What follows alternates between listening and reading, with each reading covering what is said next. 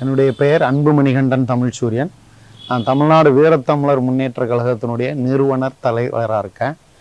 இப்போ அதிமுக ஆட்சி அப்படின்னு பார்த்தீங்கன்னா போன 5 வருஷம் எடப்பாடி அவர்களுடைய தலைமையில் தமிழகம் இருந்துச்சு. அப்போ பார்த்தீங்கன்னா பெருவாரியான இப்போ குற்ற சம்பவங்கள்லாம் பார்த்தீங்கன்னா அப்போ அதனுடைய ரேஷியோ ரொம்ப கம்மியாக இருந்துச்சு.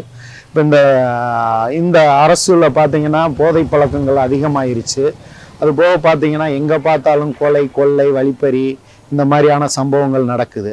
இப்போ ஒரு உதாரணத்துக்கு பார்த்தீங்கன்னா இவங்க வந்ததுக்கப்புறம் வீட்டு வரி உயர்வு, விலைவாசி உயர்வு, பால் விலை உயர்வு, வீட்டு வாடகை உயர்வு, மின்கட்டண உயர்வு, இது மாதிரியெல்லாம் இந்த திமுக ஆட்சியில் பல மடங்கு உயர்ந்துருச்சு. அவர்கள் அண்ணன் எடப்பாடி அவர்களுடைய தலைமையிலான ஆட்சியில் பார்த்தீங்கன்னா இந்த விஷயங்கள்லாம் இல்லை. அண்ணன் எடப்பாடி அவர்கள் தலைமையில் பார்த்தீங்கன்னா ஒரு ரேஷன் கார்டுக்கு 2000 ரூபா கொடுக்கப்பட்டது.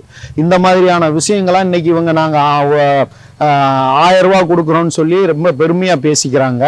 ஆனால் அவர் எந்த ஒரு சின்ன யோசனை இல்லாமல் அடித்தட்டு மக்களுக்கு ரேஷன் கடையில் இலவச அரிசி வாங்குறவங்களுக்கு 2000 ரூபா கொடுத்தார். அப்போ அடித்தட்டு மக்களினுடைய மேல் உள்ள அக்கறையில் தான் அண்ணன் எடப்பாடி அவர்கள் அவ்வளவு பெருந்தன்மையாக அது பண்ணாங்க.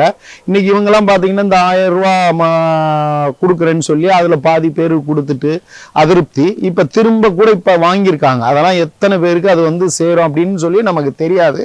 அதை பற்றின ஒரு தெளிவான விஷயங்கள் இதுவரைக்கும் அரசு வெளிப்படையாக சொல்லப்படவில்லை.